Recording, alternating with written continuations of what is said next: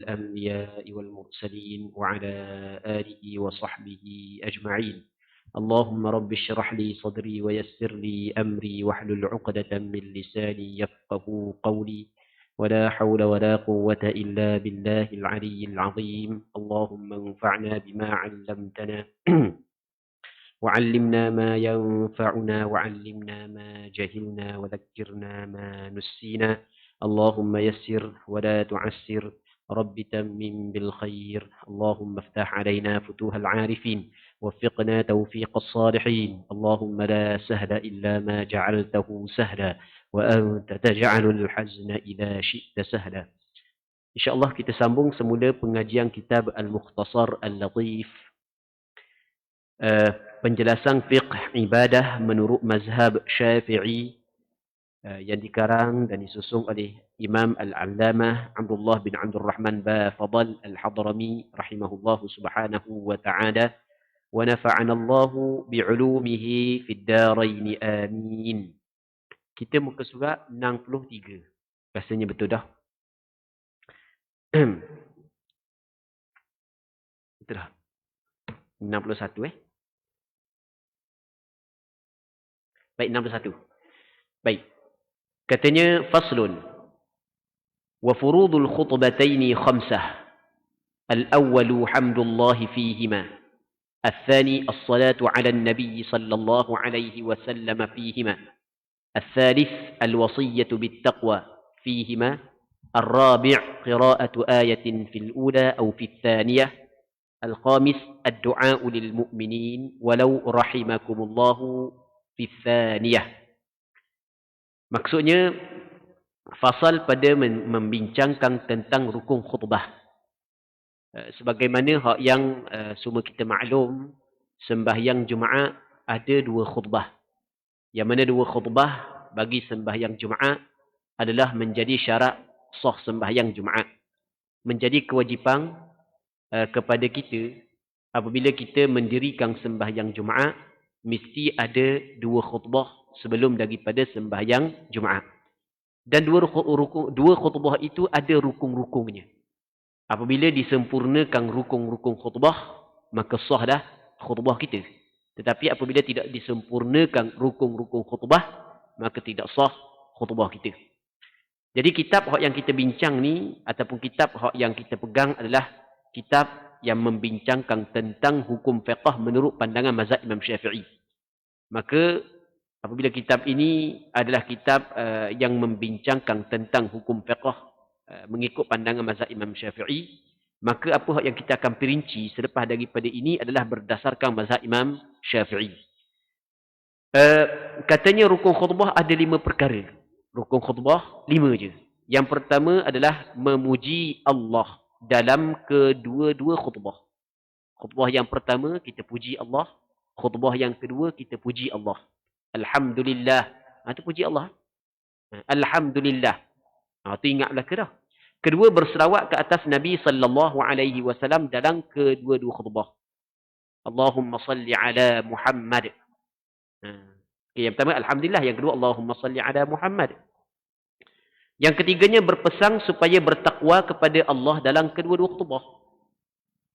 Dua-dua khutbah kita kena berpesan supaya bertakwa kepada Allah. Ittaqullah, kita kata. Alhamdulillah, Allahumma salli ala Muhammad, ittaqullah. 3 ni mesti kena ada khutbah pertama, mesti ada khutbah yang kedua. Lepas tu, ketiga, berpesan, keempat, membaca sekurang-kurangnya 1 ayat Al-Quran. Sama ada pada khutbah pertama atau kedua. Baca sepotong ayat je. Kira-kira nak baca khutbah pertama pun tak apa, khutbah kedua pun tak apa. Ayat anda ikut ayat anda pun. Dah boleh tak kalau kita nak baca Inna a'tainakal kautsar? Boleh. Inna a'tainakal kautsar fasalli li rabbika wanhar inna syani'aka huwal abtar. Tu 3 ayat dah. Bukan sayap. Okey, itu keempat. Kelima, mendoakan kaum muslimin pada khutbah kedua. Khutbah kedua kita doa untuk kaum muslimin. Allahumma ghfir lil mu'minina wal mu'minat. Ya Allah, berilah keampunan kepada orang beriman, laki-laki dan perempuan. Biasa kita doa Allahumma ghfir lil mu'minina wal mu'minat. Kalau kita doa lain berapa? Allahumma arham. Allahumma arhamil mu'minina wal mu'minat. Boleh juga. Ya Allah, berilah rahmat kepada orang beriman laki-laki dan perempuan. Tapi doa ni khusus untuk khutbah yang kedua. Baik. Walaupun sekadar dengan lafaz rahimakumullah, tak apa. Rahimakumullah. Rahimakumullah maksudnya semoga kamu dirahmati oleh Allah. Boleh tak? Rahimakumullah. Cukup 5 perkara ni, sah dah khutbah. Kalau khutbah bergegar mimbar. Bergegar mimbar. Kata gitu mimbar. Gurgar. Tapi, hak ni tak ada. Hak ni tak ada tak sah khutbah. Tak jadi sembahyang Jumaat. Dosa buat lagu tu. Kalau sengaja, buat lagu tu. Sebab meninggalkan benda yang diwajibkan. Baik. Tapi, khutbah saat ni tu, biasa je. Tak ada semangat mana. Bahan 5 ni je. Lepas tu, turun daripada mimbar. Sah khutbah. Sebab ni adalah rukun. Rukun benda yang penting. Hak kita khutbah ni berjela-jela tu bukan rukun dah. Rukun hak 5 ni je. Tapi tak salah pun jela-jela. Cuma kita nak cerita hak rukun, hak 5 ni sahaja. Hak rukun dia. Muslim-muslimat yang dirahmati oleh Allah Subhanahu wa taala. Dia doa kepada orang beriman. Nak bincang satu benda. Doa kepada orang beriman menjadi rukun khutbah ni. Baru ni ada satu tempat berlaku di kawasan negeri Terengganu. Di dalam negeri Terengganu, nak ceritalah daerah mana berlaku Tok Imam tertinggal membaca doa kepada orang beriman. Tok Imam tertinggal membaca doa kepada orang beriman. Lepas tu ada anak murid hamba tu, dia Tok Imam juga. Dia duduk pondok lah. Lepas tu kita lantik dia menjadi imam di masjid yang menjadi pengusi. Baik, dia pun WhatsApp hamba. Dia kata kalau tinggal doa kepada orang beriman, lepas tu sekian dia ceritalah. Hamba kata, tak boleh lah. Hamba ingat main-main je. Maksudnya hamba ingat dia nak tahu hukum je. Sebab dia belajar kita nak tahu hukum je. Sebab dia tak tinggal sebab dia pakai tag. Lepas tu, rupa-rupanya ada pula ustaz-ustaz lain WhatsApp. Hamba kata isu ni bukan isu.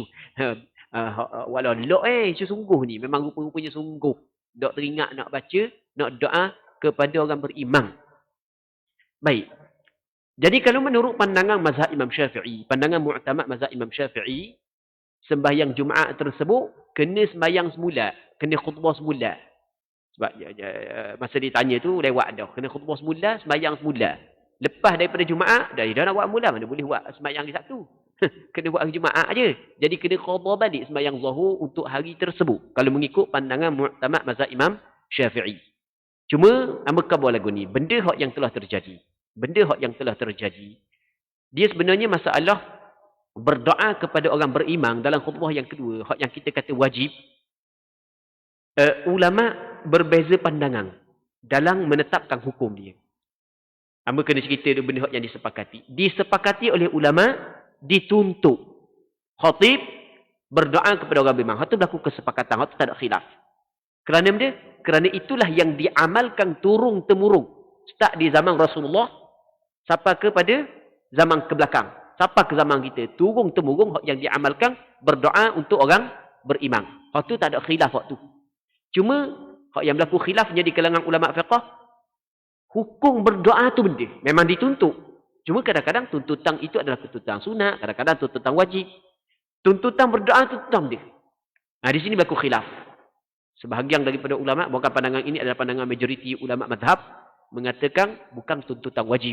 Pandangan mu'tamad yang dipegang dalam mazhab Imam Syafi'i adalah tuntutan wajib.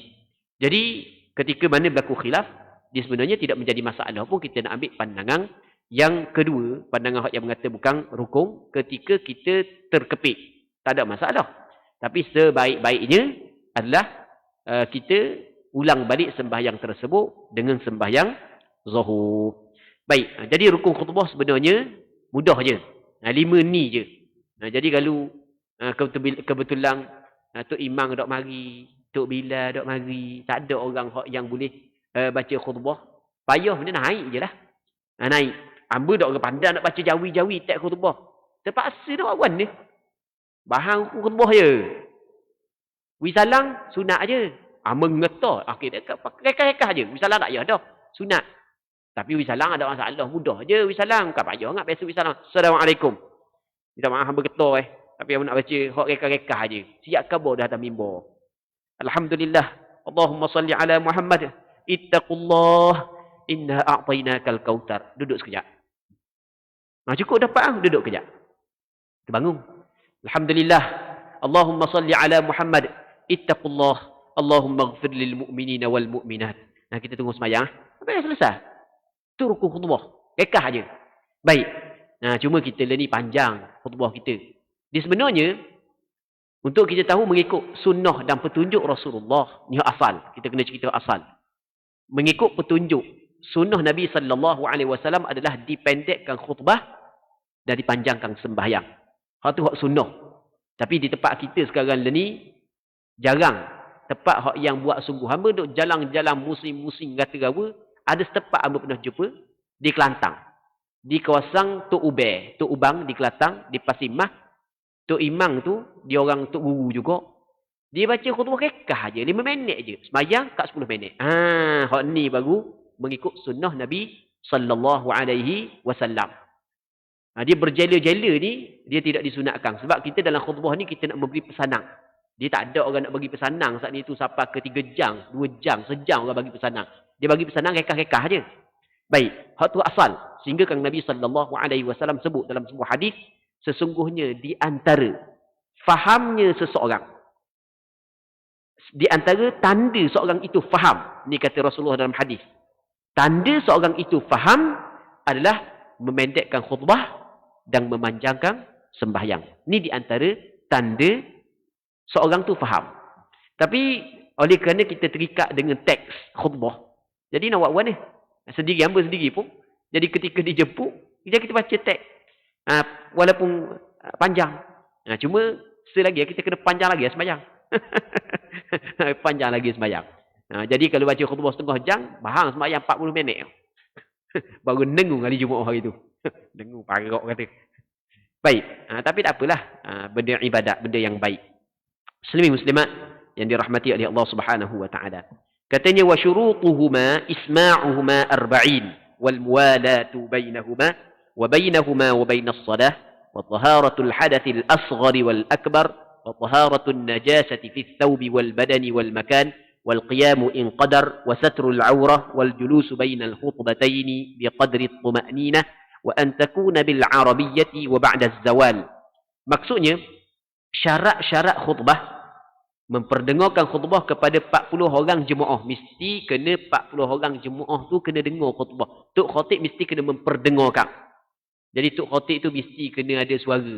Kalau malang tu, malang Jumaat tu, tok khatib duk tengok Piala Dunia, sorok bola sampai ke habis suara. Okey, we orang lain. Jadi tok khatib sebab makmum tak dengar. Ahli jemaah tak dengar. Minat sangat ke bola saat ni tu sampai ke habis suara tok khatib. Contoh. Sampai ke bunyi politik sekati dah. Orang sah kata orang belakang, orang depan pun tak tahu benda tu khatib cakap. Jadi ketika tu, tukar orang lain. Sebab apa dia? Sebab di antara syarat sah khutbah, mesti tok khatib memperdengarkan. Khutbah dia, khususnya, memperdengarkan khutbah ni khusus rukun khutbah. Khususnya rukun khutbah. Hak lain bolak tak apa. Hak lain bolak. Rukun khutbah jelas. Hak hurah lain benda tok khatib kata pun tak tahu. Kebetulan panggil khatib hak duduk daripada tu. Daripada Ulu Pueh tu. Hak memang pekat kalau berang tu. Tapi rukun khutbah, okey, tak ada masalah. Cakap lain, hanya set-set kalau berang je faham. Dia memang bahasa, dia pakai bahasa ibunda dia sungguh. Dia ra'i pun bahasa setepat. Okey, sah khutbah. Yang penting, rukun khutbah biar jelas. Kena memperdengarkan rukun khutbah kepada 40 orang. Baik, mesti. Diwajibkan. Yang kedua je, berturut-turut antara khutbah pertama dan khutbah kedua. Lepas daripada khutbah pertama, lepas tu terus khutbah kedua.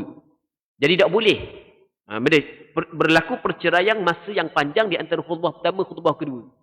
Jadi tok khatib ni, dia ni gulung kat daun umur. Jadi tengah-tengah atas khutbah saat ni tu, mari duk tinggal kat daun. Tok khatib kata, kejap. Lepas daripada khutbah yang pertama, turun daripada semua je gulung kat daun. Boleh 2 putung, sambung balik khutbah. Lepas tu tak boleh. Sebab apa dia? Sebab putus mualak. Mesti kena ada mualak di antara khutbah pertama, khutbah yang kedua. Kita buat contoh je tu. Baik, banyak lagi lah contoh-contoh yang lain. Yang ketiganya adalah berturut-turut antara 2 khutbah dan solat Jumaat. Lepas daripada 2 khutbah, mesti kena sembahyang lalu. Lepas selesai 2 khutbah, Tok Khatib kata, tunggu kejap nak pergi kucai teh. Oh, rasa dah tahan dah mulut. Hanya pergi kucai teh, sekejap dalam bilik dia. 5 minit baru tubik nak sembahyang Jumaat. Maka putus dah mualat. Maka tak jadi. Kena khutbah balik. Kena khutbah semula kerana putus mualat. Baik, seterusnya, kata dia, mesti kena suci daripada hadas kecil dan hadas besar. Kalau khatib lewat lagu mana pun, khatib mesti kena ambil wuduk dulu. Ambil wuduk dulu. Kata tak apa, khutbah dulu. Ambil wuduk lepas dia, dang lah. Tak boleh. Mesti kena berwuduk dulu. Tengah-tengah khutbah, kalau ketuk, turun, dia ambil wuduk semula. Sebab khutbah ni mesti dalam keadaan bersuci daripada hadas kecil dan hadas besar. Suci pakaian, tubuh badan dan tempat daripada sebarang najis. Pakaian mesti suci macam dalam sembahyang. Tempat, tubuh badan mesti kena suci macam dalam sembahyang. Dan tempat sama juga mesti kena suci. Kalau jadi atas mimbar saat itu, atas kursi Tok Khatib ada tak cicak. Ni sebagai contoh, ada tak cicak. Jadi Tok Khatib nak duduk atas tak cicak tu tak boleh. Jadi kena pastikan buang dulu tak cicak. Kalau tak buang pun jangan duduklah tempat tak cicak saat ni tu. Tu di antara benda-benda. Sama dia ditukar. Kata tukar saat ni tu ada tak buruh lagi, tak cicak dia. Macam-macam tahi ada. Nebai Tok Khatib ni. Pakai juga, pegang juga. Tu tak boleh. Sebab mesti kena suci tempat dia berkhutbah. Ni untuk khatib. Manakala ahli jemaah tu tak ada masalah. Ahli jemaah biarlah. Nak ambil sembahyang kat gini, nak dengar dulu. Tak ada masalah ahli jemaah. Tapi tak comel buat gitu. Kita kata tak ada masalah. Bukanlah suruh buat gitu. Tak comel. Maksudnya, kalau ahli jemaah buat lagu tu, bukanlah dia tidak melibatkan ataupun dia tidak menyebabkan khutbah tidak sah. Baik. Seterusnya, berdiri sekiranya mampu. Kalau Tok Khatib mampu berdiri, kena berdiri. Kalau tak mampu berdiri, boleh duduk. Kita tengok, mana Tok Khatib ni duduk? Tak apa, tak ada masalah sebab dia boleh duduk kalau sekiranya tidak mampu. Dia ketuk kepala lutut hari tu. Kenaling. Tak apa nak sihat mana. Jadi, masa dia tugas, nak berdiri lama tak boleh. Jadi, dia nak semayang, dia nak khutbah dalam keadaan duduk. Boleh ke tak? Boleh, tak ada masalah. Baik. Cuma tempat kita tak ada lah buat gitu. Jadi, kalau Tok Khatib tak apa nak sihat saat itu, dia minta Tok Khatib lain yang gantikan. Yang ketujuh, menutup aurat. Kena tutup aurat. Aurat di orang lelaki dalam sembahyang antara pusat dengan lutut. Jadi pastikan antara pusat dengan lutut tu tutup. Tapi hak yang lebih daripada tu kena buat juga. Sebab kita kena jaga maruah kita. Jadi kita kena berpakaian mengikut adat setempat. Memang kita tidak nafikan sah sembahyang dalam keadaan Tok Khatib saat itu pakai di antara pusat dengan lutut pakai kain. Kainnya kilah tinggi. Bawah sikit daripada lutut je. Lepas tu pusat tutup molek ada masalah. Mari duduk khutbah gitu, kejut orang. Memang kejut lah. Nengung orang tengok. Allah, mana Tok Khatib? Bahang diising ke mana? Beramal kuat kat ke mana tak tahu. Sungguh. Terang awak sekali ada percaya kau. Jadi, daripada segi hukum tak ada masalah. Sah dah. Cuma kita kena jaga juga muru'ah, marwah. Jadi kita kena berpakaian, berkelakuan dengan orang yang setaraf dengan kita. Baik. Seterusnya, duduk antara dua khutbah dengan kadar tumakninah. Jadi, antara dua khutbah saat itu, kita kena duduk sekejap. Sekurang-kurangnya kadar tumakninah, iaitu kadar tempoh masa ucapan subhanallah. Tapi kita alhamdulillah lah, Tok Khatib ni tak gaduh mana yang lama lebih daripada kadar subhanallah duduk. Tu comel lah. Cuma kita ayat sekurang-kurang. Lepas tu khutbah disampaikan dalam bahasa Arab. Dia kena faham khutbah disampaikan dalam bahasa Arab khusus untuk rukun. Khusus untuk rukun. Rukun khutbah mesti dilontarkan dalam bahasa Arab. Hak 5 tadi. Hak lain tak ada masalah bahasa Melayu pun. Yang ke-10, khutbah disampaikan setelah gelincir matahari. Masuk waktu zuhur. Sebelum daripada waktu zuhur tak boleh. Kerana sembahyang Jumaat adalah ganti bagi sembahyang zuhur. Selama mana tidak masuk waktu zuhur, maka tidak boleh lagi kita sembahyang Jumaat. Ini pandangan majoriti ulama termasuk pandangan mazhab Imam Syafi'i. Baik. Seterusnya, khutbah disampaikan selepas gelincir matahari. Iaitu masuk waktu zuhur. Dia berbeza dengan bang yang pertama. Saat ni kita cerita khutbah kan. Berbeza dengan bang yang pertama. Kita bang hari Jumaat kita 2 bang. Dan 2 bang ni, 2 azan ni adalah Di zaman Rasulullah, satu azan je di zaman Rasulullah. Hak yang memulakan azan dua ni, ataupun hak yang menjadikan azan dua ni adalah Sayyidina Uthman. Jadi azan dua kali ni adalah sunnah Sayyidina Uthman. Nabi SAW dalam sebuah hadis kata Rasulullah bagaimana? Kata Rasulullah SAW, "Alaikum bisunnati wa sunnatil khulafa'ir rasyidin al-mahdiyyin min ba'di." Mungkin berpegang teguh kepada sunnahku dan sunnah khulafa ar-rasyidun yang datang selepas daripada aku. Termasuklah Abu Bakar, Umar, Uthman dan Sayyidina Ali. Jadi itu adalah sunnah Sayyidina Uthman. Dan Rasul memberi izin kepada kita untuk mengikut sunnah Sayyidina Uthman. Di zaman Rasulullah, sembahyang azan Jumaat sekali sahaja. Azan Jumaat adalah azan di hadapan Rasulullah ketika Rasul naik mimbar. Apabila Rasul naik mimbar, maka Bilal bin Rabah melaungkan azan. Manakala di zaman Sayyidina Uthman, oleh kerana penduduk Madinah ramai dan mari Jumaat saat itu pakat duk sibuk di pasar, mu duk beli aku duk jual apa semua sekali. Dulu tak ada speaker apa. Jadi bang di masjid saat itu tidak kedengaran di pasar, menyebabkan ramai orang yang lewat datang sembahyang. Maka Sayyidina Uthman melantik seorang muazzin, seorang Bilal, kita Bilal lah, tapi di zaman dulu tak panggil Bilal sebab Bilal ni nama orang.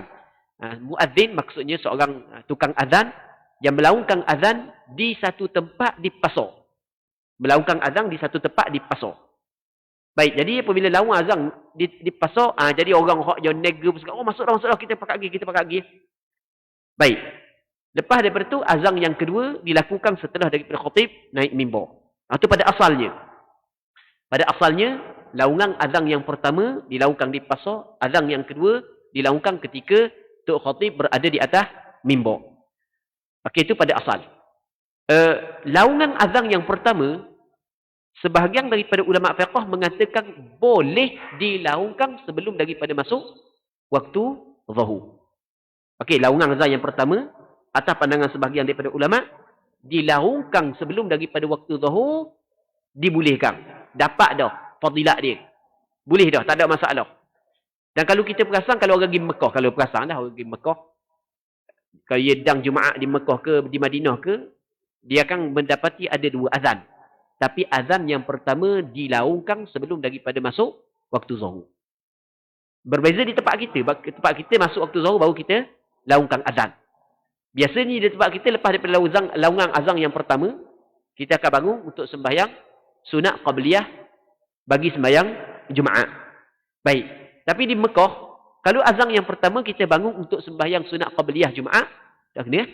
Sebab mana tak kena? Sebab belum lagi masuk waktu. Akhirnya kita kena faham.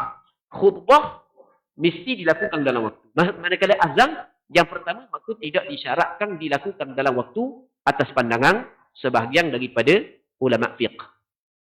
Atas pandangan sebahagian ulama fiqh. Seterusnya kata dia, faslun, kita masuk dalam perbincangan yang baru, iaitu perbincangan berkenaan dengan pengurusan jenazah. Faslun, tajhizul mayyiti wa huwa ghusluhu wa takfinuhu was-salatu alayhi wa dafnuhu fardu kifayah wa aqallu ghuslihi ta'mimu badanihi sya'ran wa basharan bil ma'il khalisi ba'da izalati an-najasah wa amma al-kafanu fa aqalluhu ma yasturu al-'awrah wal afdalu lirrajuli salatu lafaif wa lil mar'ati khamsatun izarun wa khimarun wa qamisun wa lafafatan. Fasal pada menceritakan pengurusan jenazah. Menguruskan jenazah ialah proses memandikannya, mengkafankannya, menaikkan salat ke atasnya dan mengkebumikannya. Hukumnya ialah fardu kifayah. Fardu ni benda yang wajib. Itu makna fardu. Kalau buat dapat pahala, kalau tidak buat berdosa. Kifayah ni maksudnya mencukupi, memadai. Dia fardu kifayah, lawang ni fardu ain. Fardu ain ni kewajipan atas tiap-tiap seorang. Macam kita kata contoh sembahyang isyak, sembahyang maghrib, subuh, sembahyang fardu 5 waktu. Hak tu kewajipan atas tiap-tiap seorang. Ada boleh. Dah apa awak nak sembahyang? Mak saya, ayah saya sembahyang dah. Tak boleh. Ni bukan fardu kifayah ni, fardu ain. Mak mu mayang ke, ayah mu mayang ke, mu tetap kena mayang sebab fardu ain. Manakala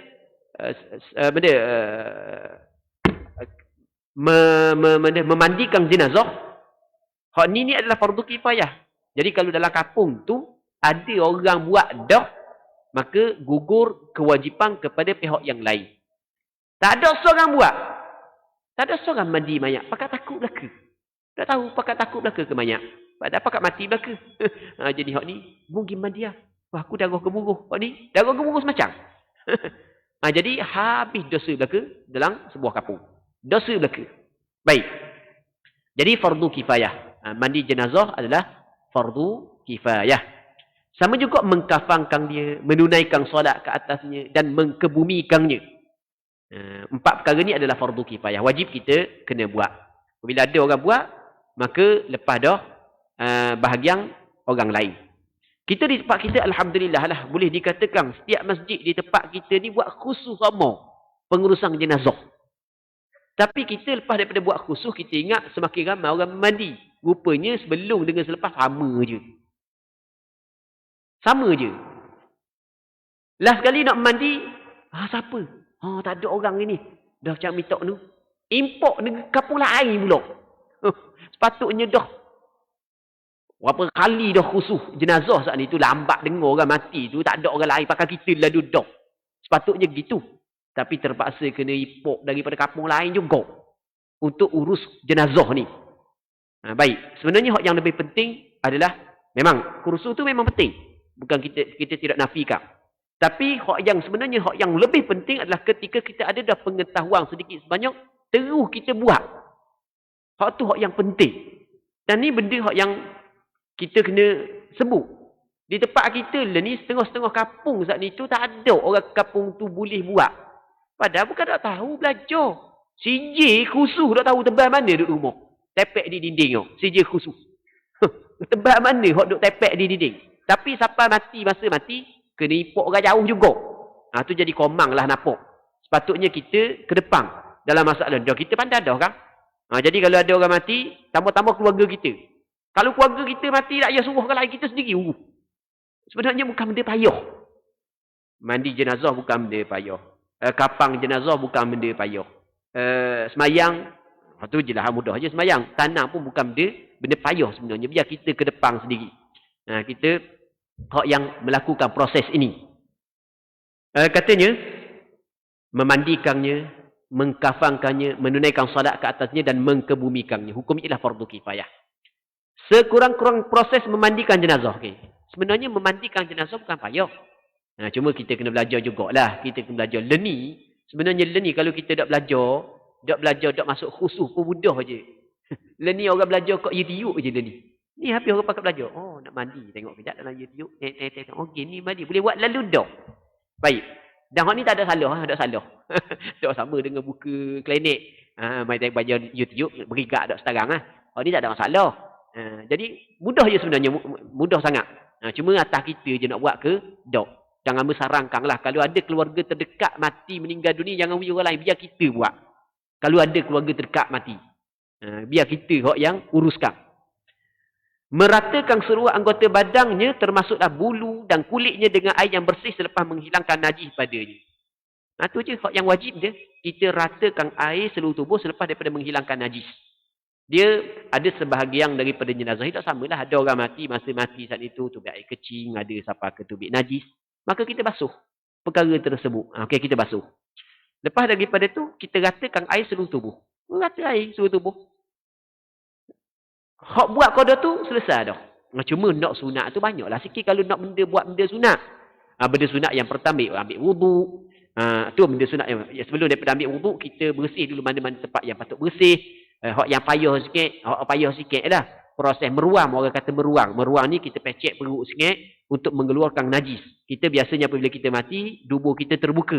Kalau ada najis hak yang duduk dalam perut, lambat kita tekan sikit perut akan keluar belaka najis. Hak tu lah. Tapi tak ada masalah pun ni pakai mah. Ni mah ni. Pakai ni lah. Hak yang topeng. Dok padang bahang 5. Kalau takut bau sangat, cara dia letak punya atas terus sini. Dan sebenarnya dalam proses meruam, antara benda yang disunatkan adalah kita bakar benda dipanggil wangi, nama benda dipanggil sanggi dan seumpamanya. Kita bakar situ, berasak dalam bilik. Zaman kita ni kalau tak ada tu ni, ambil benda ni. Beli boleh 2-3 pak tak dalam tempat mandi. Mudah je. Zerung, sembuh. Buat 3 saat sekali. Jadi memang tertutup dah bau zat ni tu. Baik, lepas tu tambah-tambah di zaman kita pula dia ada tempat mandi. Boleh dikatakan setiap masjid ada, boleh pinjam. Setiap masjid. Jadi tok je jenazah atas tu, jadi tekang dia akan turun bawah terus dah. Cucu air turun bawah. Mudah sangat di zaman kita. Bermacam-macam kemudahan. Tetapi nak cari orang yang buat tu, kau payah. Sepatutnya semakin mudah, semakin ramai. Sungguh. Amba tak tahu, sini amba tak tahu kampung ni. Dan amba banyak pergi beberapa, ataupun banyak beberapa kampung, yang amba tahu, kena import orang luar. Sini dah import orang luar ke orang sini. Orang sini, Alhamdulillah. Terbaik orang sini. Dia cepat. Kalau orang sini, dia kena kabur cepat sikit. Kalau bukan orang sini, dia kena lambat sikit. Gitu lah. Lambat sikit sebab bukan orang sini. Alhamdulillah orang sini, Alhamdulillah lah. Itu adalah satu benda yang baik lah. Baik. Okey, itu yang pertama. Yang keduanya, kata dia, cuba lagi kita sebutlah dia masalah mandi jenazah ni. Mandi jenazah yang bukan semua jenazah, apa cerita, bukan semua jenazah ada najis, bukan semua. Bukan semua jenazah ada najis. Dia ada sebahagian daripada orang yang nak mati ni 2 hari tak makan, 3 hari tak makan dah. Jadi hak tu memang kita pecek pun tak tubik benda. Dia bukan tekang siapa aku tekang bukan gitu, tekang kuat juga tapi tekang biasalah, tekang biasa. Apa tu cucu. Dan hak yang paling penting lagi, ni antara benda yang pentinglah dalam proses mandi jenazah. Yang mana sebahagian daripada orang mandi jenazah, dan sebahagian daripada orang yang menghandle menjadi penceramah kursus jenazah tidak menekang dalam bab ni. Sebahagian daripada orang mandi jenazah saat itu bermudah-mudah dalam buka aurat jenazah. Hak tu hukum dia adalah haram. Hak tu tidak dibolehkan. Tu kita kena ingat, jangan bermudah-mudah membuka aurat jenazah. Sebagaimana haram kita melihat aurat orang yang hidup, begitu juga haram kita melihat aurat orang yang meninggal dunia. Hak tu perlu beri penekanan. Sebab dia berkata perlu beri penekanan, kerana amba pernah jumpa beberapa orang yang mandi jenazah, yang memang duk mandi jenazah lama dah, tapi dalam bab ni mudah-mudah je. Kain duk atas jenazah, diselok tengok. Hak tu hukum dia adalah haram. Hak tu tidak dibolehkan. Tu kena jaga molek. Tu kena benda kena molek. Jenazah dah dosa dah kita yang buat tu dosa. Tu kita kena ingat. Jadi kena berhati-hati dalam pengurusan jenazah sebab dibimbangi kita melakukan perkara yang salah. Tambah-tambah setengah-setengah orang yang biasa duk mandi semua jadi biasa dah. Duk biasa semua dah, jadi tak apa nak ambil berat mana. Kita ni benda yang jarang-jarang buat mungkin kita ambil berat. Tapi benda yang duk biasa semua dah main 4-5 orang sehari-hari mati, 4-5 orang sehari-hari mati. Lepas tu nak kerja pula buat lebih kurang. Aurat-aurat orang pun pakai benda, pakai selok-selok gitu je. Tu hukum dia tidak dibolehkan. Hukum dia adalah haram, tidak dibolehkan. Tu kita kena ingat. Tu kita kena berhati-hati dalam bab masalah ni. Seterusnya, sekurang-kurang proses mengkafankan jenazah, saat ni mandi, kapang, sesuatu yang cukup untuk menutup auratnya. Itu sekurang-kurang. Sesuatu yang mencukupi untuk menutup auratnya. Jadi aurat perempuan bagaimana, aurat lelaki bagaimana, kita tahu belaka. Sekadar tu cukup dah. Dan dia sebenarnya tidak disyaratkan warna putih. Tak syarat warna putih. Cuma warna putih ni yang paling comel. Paling afdal. Tapi tak syarat warna putih. Maksudnya kalau kita nak warna lain pun tak apa. Kata ahli keluarga si mati ni, tak apalah. Kain limuk kita banyak. Jadi pakai benda kapang dengan kain limuk. Boleh ke tak? Boleh, tak ada masalah. Cuma hak yang paling afdal adalah hak putih. Tu pun hak yang paling comel lagi, hak yang telah diguna. Sebab hak baru ni sesuai untuk orang hidup. Tapi di zaman kita memang cari hak baru belaka. Hak di zaman kita. Dan sebenarnya kain kapang ni bukanlah mesti kena beli. Kadang-kadang sungguh kena beli. Tak semesti. Dah tuang hak yang mati tu 4 kali dah pergi umrah. Kain ihram tu ada tak tahu apa keping. Guna kain ihram pun tak apa. Dan hak tu sebenarnya comel lagi. Sebab dia comel. Kerana kain tu dibawa untuk dia buat ibadat. Comel sebenarnya. Baik. Tapi sebenarnya benda yang bercerita ni, bab kat yang bercerita bab tanang pula, dengar saja je. Nak ubah tak boleh, melainkan kita sendiri. Nak ubah tak boleh, melainkan kita sendiri. Jadi apabila ada keluarga kita mati, kita sendiri yang buat. Kalau kita harap orang lain buat, sama lah. Hak yang macam Gerabah bercerita saat ni tu. Baik. Seterusnya, sekurang-kurang proses mengkafarkan jenazah sesuatu yang cukup untuk menutup auratnya. Bagi lelaki, sebaik-baiknya dengan 3 lapisan kain kafan. Sebaik-baiknya 3 lapisan sahaja. Tanpa ada kain, tanpa ada baju, dan tanpa ada serban, tanpa ada kopiah. Hak tu sebenarnya bukan hak disunatkan. Hak disunatkan 3 je. 3 gelar je. 3 gelar mana? Sekeping, 2 keping, 3 keping. Baik. Jadi kita tok, lepas tu kita tudung. Dah kan, masa kita ambil dia daripada tempat mandi kan, kita tutup kok kain kan, atas tu kan. Dah, cara lagu mana nak buang? Payah, benda mudah je. Tok dia atas ni, kita pun tutup separuh, kita pun ngeret kain waktu bik. Lepas tu tutup hak yang kedua pula. Nampak tak? Tak ada kain kapang. Kalau ada kain kapang, ambil tolong tunjuk dah malam ni. Lagu mana cara? Mudah je. Dan di tempat kita lah ni, nak cerita, apa kena ceritalah. Tempat kita lah ni, untuk orang lelaki ni, melebihi daripada hak yang sepatutnya.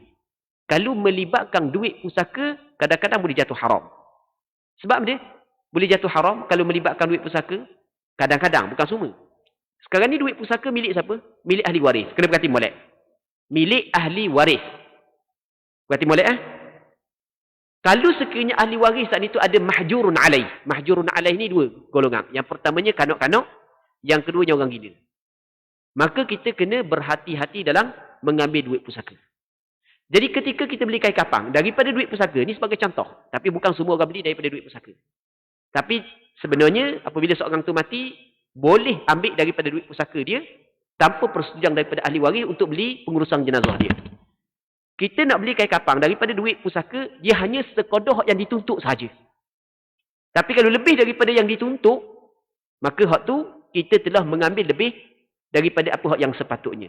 Dalam masa yang sama, dalam kalangan ahli waris saat itu ada anak yatim. Hak tu kena berhati-hati. Baik, tapi lah ni alhamdulillah lah kita ada khairat kematian dan seumpamanya. Hak tu tidak melibatkan harta pusaka. Ada kadang orang sapok. Tapi kalau ada, ambil daripada harta pusaka, kalau lebih daripada qada hak yang sepatutnya, sedangkan dalam ahli waris ada budak, maka hak tu kena berhati-hati. Kita kena faham. Sebab kita beli kain kapang ni, dia ada 3 helai kain. Lepas tu dia ada kain sarung. Lepas tu dia ada baju. Lepas tu dia ada kain-kain yang lain lagi. Amba kalau kapang banyak, amba pernah kapang banyak. Bukan kerja amba, dak tu orang yang terdekat apa semua sekali mati, amba caralah. Lepas tu kadang-kadang ada orang minta, ada keluarga dia mati, dia minta amba tolong. Jadi amba kata mari belakang anak-beranak, amba tolong buat. Jadi anak-beranak kena ada. Jadi pernah hari tu sekali, masa kita kafang tu ada keluarga-keluarga dia, kalau kita pakai ni, orang tak kenal kalau kita pakai ni. Banyak kain yang lebih. Lepas tu ditanya mana? Dah ustaz ni lebih. Amba kata hak lebih ni adat lah ke? Kita tinggal hak adat. Kita ambil hak yang apa hak yang dituntut sahaja. Baik. Jadi kadang-kadang orang kita ni tak tahu mana hak yang adat, mana hak yang sepatutnya. Baik. Jadi boleh. Kita tengah buat dia kata ni banyak ni apa nak pakai? Banyak lagi. Amba kata hak tu adat lah ke? Hak tu adat. Amba tinggal belakang ambil hak yang dituntut. Hak yang paling comel sekali amba buat 3 lah. Baik. Muslimin muslimat yang dirahmati oleh Allah Subhanahu wa taala. Laki-laki 3 lapisan kain je. Manakala bagi perempuan pula dikafankan dengan yang pertama sehelai kain sarung daripada pusat ke bawah, yang keduanya sehelai tudung. Ialah ni tudung saat ni tu dia pakai kain benda kain tu je. Kain kapang tu jelah buat tudung. Lepas tu sehelai baju buat daripada kain kapang dan 2 lapisan kain kapang. Tu 5 orang puang. Dan ada juga orang puang, dia beli kain semayang asal dah. Dia beli kain semayang untuk dikapangkan dia. Sebenarnya kain hak yang baru tu, kain semayang hak baru, lebih afdal bagi kepada orang hak yang hidup. Kerana hak duduk dalam kubur, habis gitu je. Cuma kalau nak pakai juga kain semayang, dibolehkan, tak ada masalah. Tapi jangan bahan kain semayang lagi baju, hak yang diletakkan kain kapang, hak yang ada dah kain kapang, lepas tu kain pula. Kain semayang dua dah, tudung se, kain dah se. Kayak lagi pakai hak yang letak dalam kain kapang, hak yang pakai baju hak yang ada kain kapang. Lepas tu kain hak dalam kain kapang lagi. Pak dah. Lepas tu dua lah pula, enam. Lepas tu melampau. Lepas tu salah sebenarnya. Tapi tidaklah sampai kepada haram kalau sekiranya tidak melibatkan harta anak yatim. Kalau melibatkan harta anak yatim, hak tu berhati-hati dalam bab ni. Kita nampak kecil aja. Kita nampak kecil aja. Kita nampak kecil aja. Tetapi sebenarnya di sana ada hukum yang perlu kita kena tahu. Kadang-kadang benda hak yang gini lah, kadang-kadang kita tidak sedar, kita melakukan kesilapan. Kita melakukan kesalahan. Hak ni perlu kita kena perbetulkan benda hak yang berlaku kesilapan di dalam masyarakat kita. Muslimin muslimat yang dirahmati oleh Allah Subhanahu wa taala. Dia kapang jenazah bukanlah suatu benda yang payah. Kita bukanlah mesti kena tegang apa semua sekali. Bukan tak mesti. Kena sikit-sikit tak ada masalah. Mudah je sebenarnya kapang si mati. Mudah je kapang si mati. Sebab apa duk tegang beberapa kali ni sebab dia. Sebab kita orang yang duduk kaki masjid ni. Jadi kalau ada keluarga terdekat meninggal dunia, biar kita urus sendiri. Biar kita buat sendiri. Biar kita praktik sendiri ilmu yang kita dapat. Itu sebenarnya yang lebih comel lagi. Sebab orang yang layak, yang paling comel mengendalikan jenazah. Kerana mereka, orang yang paling layak mengendalikan jenazah adalah keluarga terdekat. Kerana mereka mempunyai sifat belah kasihan terhadap jenazah mengatasi melebihi daripada orang lain. Masa kita menguruskan jenazah, apabila ada sifat belas kasihan, setiap kita uruskan jenazah saat itu, kita berdoa untuk jenazah tersebut agar Allah Ta'ala merahmati jenazah, agar Allah Subhanahu Wa Ta'ala mengampuni dia. Baik berbanding daripada kita suruh orang lain. Tapi bukanlah salah suruh orang lain. Cuma kita nak biar kita sendiri yang mengambil perkara tersebut, andai kata ada keluarga terdekat kita meninggal dunia. Seterusnya faslun. Wa furudu salatil janazati sab'atun. الأول النية فينوي فعل الصلاة وتعيينها كصلاة الجنازة وينوي فرضيتها. الثاني 4 تكبيرات. الثالث قراءة الفاتحة في الأولى أو غيرها. الرابع الصلاة على النبي صلى الله عليه وسلم بعد الثانية. الخامس الدعاء للميت بعد الثالثة. السادس القيام للقادر. السابع السلام. Fasal pada menceritakan rukun solat jenazah. Solat jenazah rukun dia ada 7. Dia solat jenazah ni diwajibkan. Diwajibkan, tapi kewajipan adalah kewajipan fardu kifayah. Tapi walaupun fardu kifayah, hak paling comel sekali biar ramai orang semayang. Antara adat hak yang tak apa nak molek dalam masyarakat kita, tapi tak dosa pun. Cuma kita kena betul lah benda tak molek. Maksudnya kita tidak mengambil peluang. Adalah kita keluarga saat itu membiarkan orang lain saja pergi sembahyang jenazah, keluarga diri tak sembahyang. Sepatutnya kita, keluarga kita, mati kita yang sembahyang, duduk depan sekali. Ni keluarga duduk susah uruh. Last sekali orang sembahyang, duduk cucu hokok kebuk bawah. Allahu Rabbi. Dan hak setengah lagi tu, kadang-kadang kita mari nak pergi sembahyang, nak sembahyang jenazah tu, kata ahli keluarga kejap-kejap sebab ahli ada anak-anak dia 2-3 orang dia tak sapa. Lepas kan dalam 2 minit lagi, 10 minit lagi, setengah jam lagi. Orang mari dia tunggu, orang mari nak sembahyang dia tunggu setengah jam baru sapa. Sapa buat benda tengok, duduk bawah hisap rokok. Orang lain juga sembahyang. Orang lain juga sembahyang. Kadang-kadang ni di antara adat yang perlu kita kena perbetulkan dalam masyarakat kita. Benda ni bukanlah dosa, bukanlah salah, tapi benda ni tak comel sebenarnya. Jadi kita ahli keluarga, apabila ada keluarga kita meninggal dunia, kita lok kepada orang lain hak yang tolong sembahyang, berdoa. Sepatutnya kita kena utamakan diri kita. Biar kita hak yang duduk depan saat ni tu. Tapi ramai juga hak yang cara, hak yang kita hak molek tu, kita mustuhlah hak molek tu. Hak tu comel tu, ni hak yang dok molek ni kita kena kabarnya. Hak yang buat tak nak kena ni kita kena kabarnya. Okey, sama juga dalam masyarakat kita jarang kita tengok orang puang tolong sembahyang jenazah kepada keluarga yang meninggal dunia. Jarang. Orang lelaki je buat. Orang puang dok buat. Sepatutnya orang puang kena ambil peluang. Ambil peluang apabila ada keluarga kita meninggal dunia, kita sembahyang juga. Lepas tu nak sembahyang pun ada. Okey, sembahyang tak ya campur dengan orang lelaki. Lepas daripada orang lelaki sembahyang, kita minta kejap keluarga dia nak sembahyang. Ataupun sebelum daripada orang mari, keluarga dia sembahyang dulu. Boleh, tak ada masalah. Baik. Kat kita jarang benar orang puang sembahyang jenazah. Sedangkan itu adalah peluang untuk kita berdoa kepada jenazah. Dan kita memperolehi pahala sembahyang jenazah sendiri. Tapi Mekah pandai pula sembahyang. Mekah pandai. Madinah pandai. Orang puang pun. Sebab sembahyang fardu kan ada orang sembahyang jenazah. Orang kan pakat sembahyang. Tapi di rumah, ayah dia mati, tok lelaki mati, mak dia mati, ayah, anak-anak mati. Jarang benar orang puang sembahyang. Baik, ini benda yang perlu kita kena bagi penekanan juga kepada masyarakat kita supaya mengambil peluang. Dah kalau orang tanya, dosa ke orang puan dok sembahyang? Nah, dok kita nak kata dosa. Dok dosa orang puan dok sembahyang. Kalau bab dosa ke dok dosa ni, ahli menjemaah masjid dok mari seorang pun dok dosa. Yang penting ada seorang sembahyang pun tak apa dah. Tapi kita bukan nak kira dosa ke dok, kita nak kira hak yang mana hak lebih comel untuk kita merebutkan peluang untuk si mati lagi, kebaikan untuk kita lagi. Jadi kita pakat sembahyang kalau ada keluarga kita yang terdekat meninggal dunia. Sembahyang jenazah bukan payah. Dia ada 6, ada 7 je rukun dia. Yang pertama niat. Sebab sembahyang jenazah ni adalah ibadat. Setiap ibadat perlu kepada niat. Cara berniat lagu mana? Hendaklah berniat untuk melakukan solat tersebut dan menentukan solat itu seperti berniat untuk solat jenazah dan diniatkan fardunya. Jadi niat perbuatan sembahyang, menentukan sembahyang jenazah.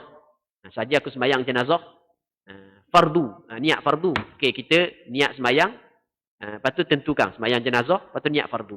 Aku sembahyang jenazah fardu. Aku sembahyang jenazah yang wajib. Boleh juga. Yang keduanya, bertakbir sebanyak 4 kali.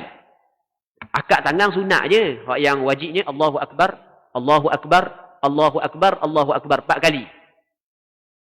Yang ketiga, membaca surah Al-Fatihah pada takbir yang pertama atau selainnya. Lepas kita kata takbiratul ihram Allahu Akbar, boleh kita baca Fatihah lalu. Kalau kita tak mau baca Fatihah lalu pun tak ada masalah kita nak baca dalam takbir mana-mana. Dia Fatihah ni boleh kita baca dalam mana-mana takbir. Cuma hak yang paling comel kita baca dalam takbir yang pertama. Allahu Akbar, baca lalu Fatihah sebagaimana hak yang kita buat. Tapi kalau kita tak mau baca hak yang pertama pun boleh baca yang kedua, boleh baca pada yang ketiga, boleh baca pada yang keempat. Yang penting dalam sembahyang jenazah ada Fatihah. Mana nak baca tak ada masalah. Cuma hak yang wajibnya, hak yang paling comel kita baca selepas daripada takbir yang pertama. Dan sembahyang jenazah tak sunat kita baca doa iftitah. Tu baca a'udzubillahi minasyaitonirrajim. Bismillah sampai ke waladhdallin amin. Kerana sembahyang jenazah dia diasaskan di atas ringkas.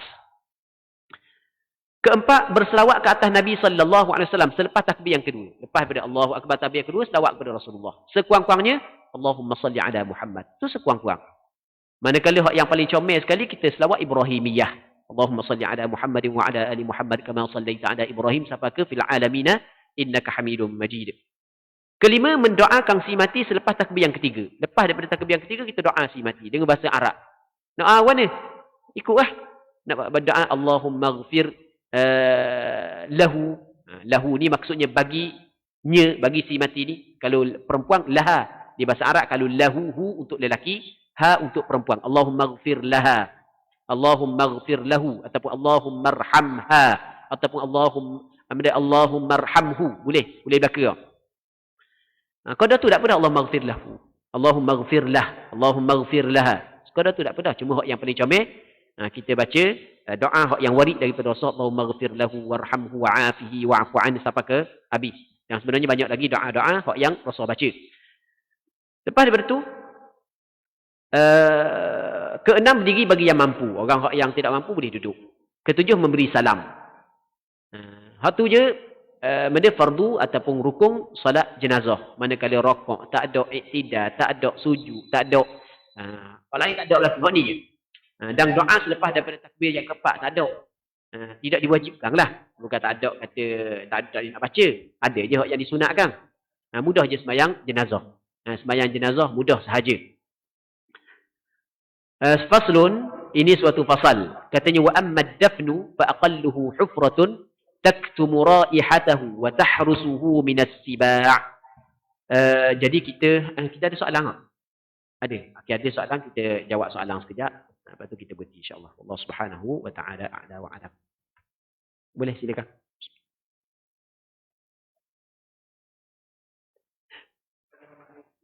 Waalaikumsalam.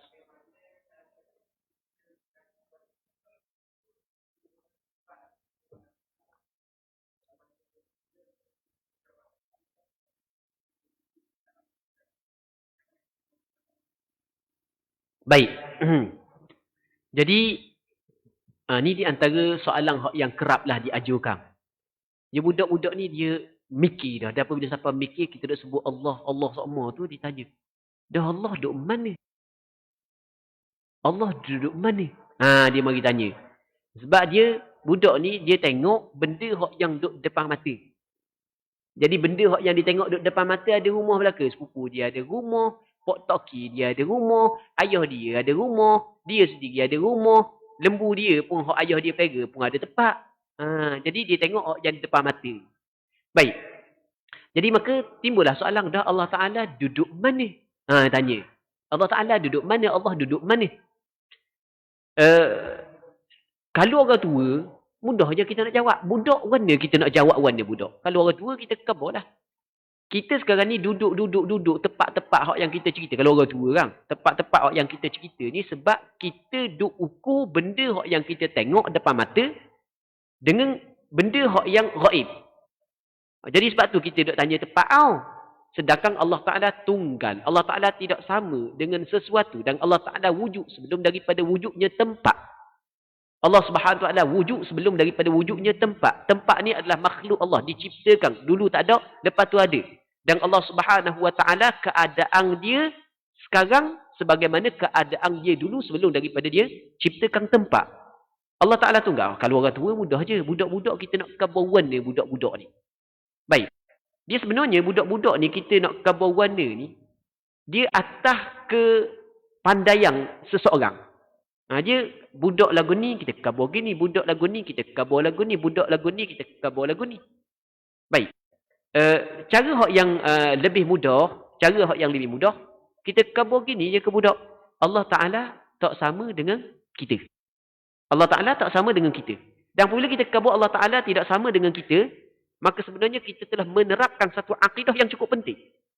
Akidah yang cukup penting dalam hati anak kita. Jadi, Allah duduk mana? Kita kata jawab ni. Allah Ta'ala tidak sama dengan kita. Okey, kita jawab gitu. Allah Ta'ala tidak sama dengan kita. Sebab budak ni, apabila dia tanya Allah Ta'ala duduk mana, dia nak tempat. Cuma macam kita kabar ni, orang tua tak apa dah. Sebab tempat ni, semuanya adalah ciptaan Allah. Dan Allah Ta'ala wujud sebelum daripada wujudnya tempat. Baik. Jadi ketika budak tanya, Allah Ta'ala duduk di mana? Kita kata mana? Allah Ta'ala tidak sama dengan kita.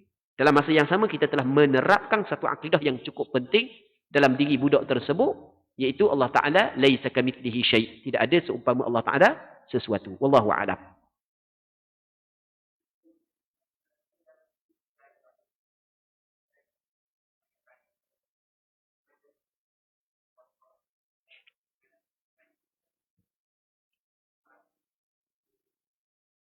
Faham? Wallahu a'lam. Nanti kena menjawab sebelah, ada ingat.